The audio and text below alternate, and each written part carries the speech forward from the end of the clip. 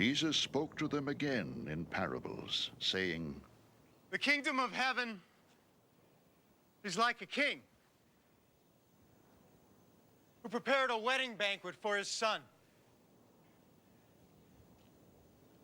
He sent his servants to those who had been invited to the banquet to tell them to come. But they refused to come. Then he sent some more servants and said, 'Tell those who have been invited that I have prepared my dinner. My oxen and fatted cattle have been butchered, and everything is ready. Come to the wedding banquet.' But they paid no attention and went off, one to his field, another to his business.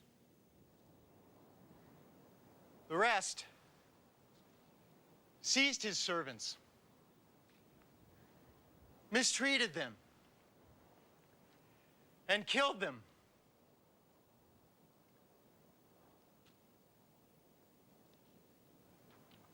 The king was enraged. He sent his army and destroyed those murderers and burned their city.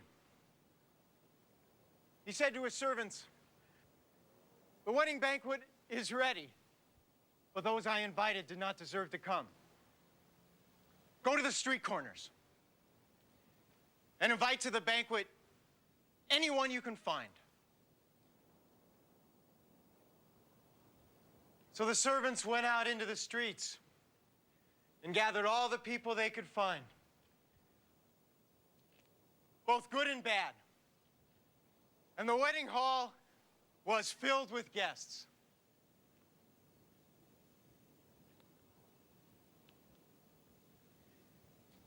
But when the king came in to see the guests, he noticed a man there who was not wearing wedding clothes. 'Friend,' he asked, 'how did you get in here without wedding clothes?' The man was speechless.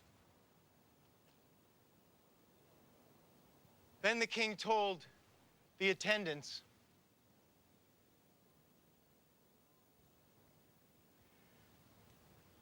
'Tie him hand and foot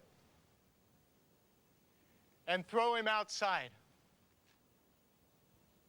into the darkness, where there will be weeping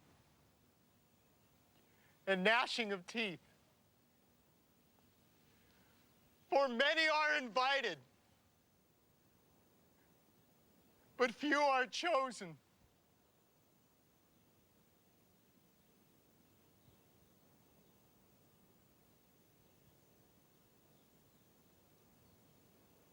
Then the Pharisees went out and laid plans to trap him in his words. They sent their disciples to him, along with the Herodians. 'Teacher,' they said, 'we know you are a man of integrity and that you teach the way of God in accordance with the truth. You are not swayed by men because you pay no attention to who they are. Tell us then, what is your opinion? Is it right to pay taxes to Caesar or not?' But Jesus, knowing their evil intent, said, 'You hypocrites, why are you trying to trap me? Show me the coin used for paying the taxes.'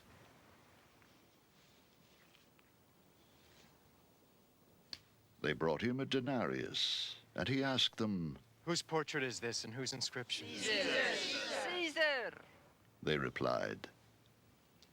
Then he said to them, 'Give to Caesar what is Caesar's, and to God what is God's.'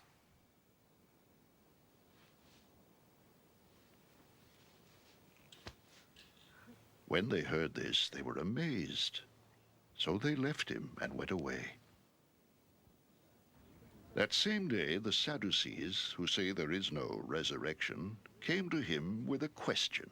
'Teacher, They said, Moses told us that if a man dies without having children, his brother must marry the widow and have children for him.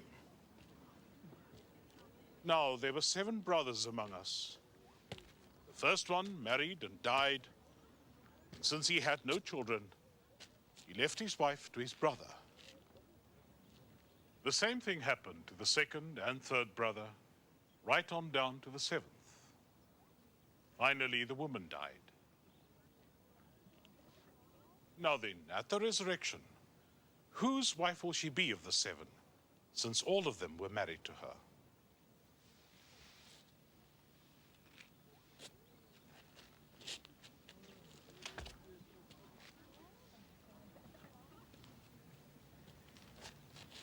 Jesus replied, You are in error, because you do not know the scriptures or the power of God.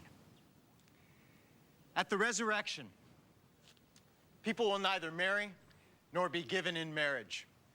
They will be like the angels in heaven. But about the resurrection of the dead, have you not read what God said to you? I am the God of Abraham, the God of Isaac, and the God of Jacob. He is not the God of the dead, but of the living. When the crowds heard this, they were astonished at his teaching. Hearing that Jesus had silenced the Sadducees, the Pharisees got together. One of them, an expert in the law, tested him with this question. Teacher, which is the greatest commandment in the law? Jesus replied, Love the Lord your God with all your heart, and with all your soul, and with all your mind. This is the first and greatest commandment, and the second is like it. Love your neighbor as yourself. All the law and the prophets hang on these 2 commandments. While the Pharisees were gathered together, Jesus asked them, What do you think about the Christ? Whose son is he? The son of David. They replied. He said to them, How is it then that David, speaking by the Spirit, calls him Lord? For he says, The Lord said to my Lord, Sit at my right hand until I put your enemies under your feet. If then David calls him Lord, how can he be his son? No one could say a word in reply, and from that day on, no one dared to ask him any more questions.